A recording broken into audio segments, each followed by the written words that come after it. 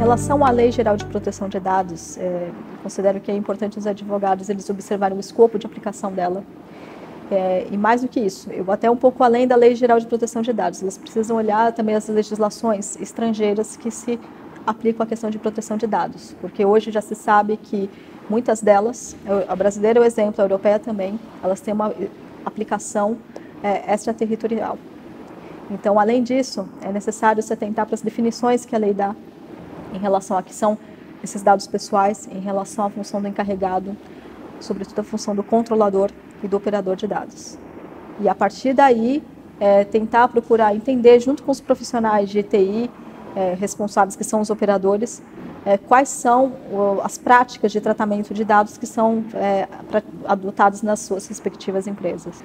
Eu acredito que a LGPD ela poderia ter dado mais atenção, além da atuação dos órgãos públicos, talvez mais a situações que não seriam cobertas pela produção de dados. Ela dá indícios de algumas, talvez nisso ela seja até um pouco mais específica que a legislação europeia.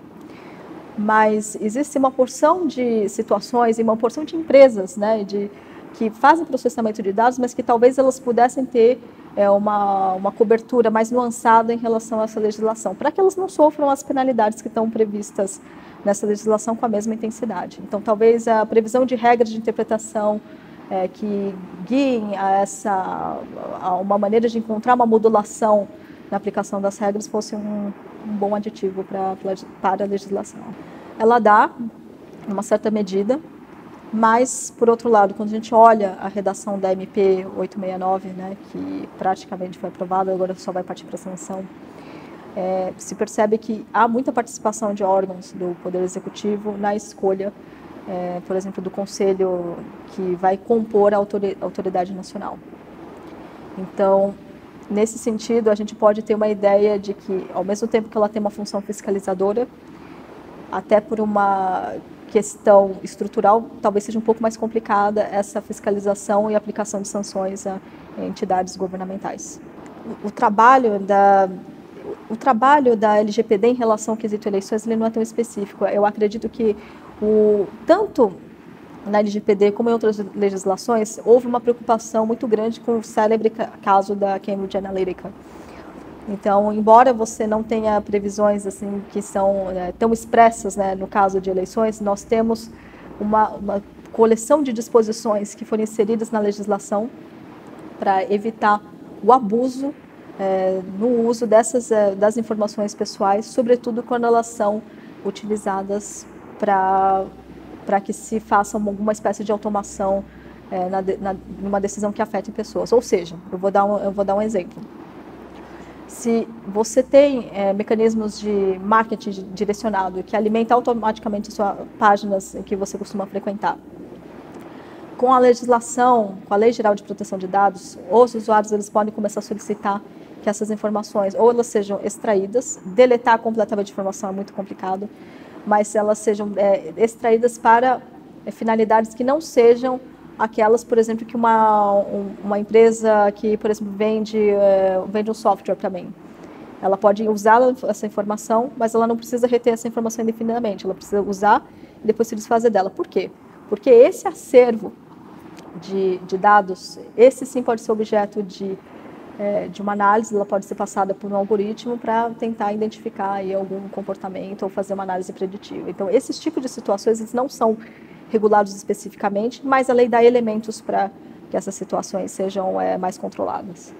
A lei é um passo final de um processo longo de conscientização. Aqui a gente gosta de citar muito o exemplo da União Europeia, porque a lei ela se inspirou muito na GDPR. Então, qual a diferença entre o Brasil e aquilo que aconteceu na Europa? Na Europa, você tem legislações de proteção de dados desde a década de 80. Você tem uma diretiva europeia que entrou em vigor em 95. E você tem mais de 3 dezenas de casos que já versavam a respeito da questão de proteção de dados como direito fundamental. Então, para você chegar na GDPR, que é o caminho final, você passa por um processo de conscientização de que os seus dados pessoais eles não são uma mercadoria. E isso vai muito além de ler os dispositivos da lei. Era necessário que a Agência Nacional de Proteção de Dados se engajasse firmemente junto com o governo federal, eu diria, né, nessa campanha de conscientização e atualização tecnológica da população. Acho que só isso garante uma efetiva aplicação da LGPD. Olha, como eu mencionei na palestra, tem alguns mercados que surgem, né, com a LGPD. Um deles é para atuação na área como encarregado, que seria uma espécie de especialista de compliance. É importante pensar que existe uma tendência natural para que as empresas reciclem funções que já são exercidas pelo seu quadro interno. Então, talvez o melhor caminho para que os advogados eles se atualizem em relação à LGPD é não só procurar entender a lei, mas antes tentar entender quais são esses processos. Pode ser através de cursos, tutoriais, e aí não existe um formato específico. Como a lei é muito nova, nós temos escritórios, nós temos instituições educacionais que já têm uma tradição em lidar com o direito informático, mas a lei em si ela impõe outros desafios. Então, aproveitando esse período, é procurar ver quais são as melhores práticas que foram adotadas em outras nações desenvolvidas que já utilizam alguma espécie de legislação de proteção de dados e ir atrás dessas informações. É curso, é procurar se informar e é esperar o que a Agência Nacional de Proteção de Dados vai propor aí em termos educacionais para a população.